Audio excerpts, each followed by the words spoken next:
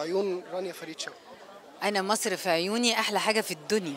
يعني مصر في عيوني، مصر هي اللي عملتنا، ومصر هي اللي معيشانا، ومصر هي كل حاجة في الدنيا بالنسبة لنا. شايفه اللخبطه اللي عايشها الشعب المصري؟ عايشها اللخبطة الشعب المصري، لأن الشعب المصري نفسه أخلاقه اتغيرت. مصر ملهاش دعوة. كلمه تقوليها للشعب المصري؟ أقوله لو كل واحد يراعي ضميره، وكل واحد يرضى بحاله ويجتهد عشان يحسن حاله بدون أي عدم ضمير أو عدم أخلاق، أكيد مصر تبقى أحسن بكتير. كلمه للمغتربين العرب في المانيا من رانيا فريد شوقي؟ أقول لهم الله يكون في عونكم، لأن الغربة مش سهلة، ويمكن ناس قدرت على الغربة وناس ما قدرتش على الغربة، لكن أتمنى أنكم تكونوا سعداء سواء في مصر أو خارج مصر.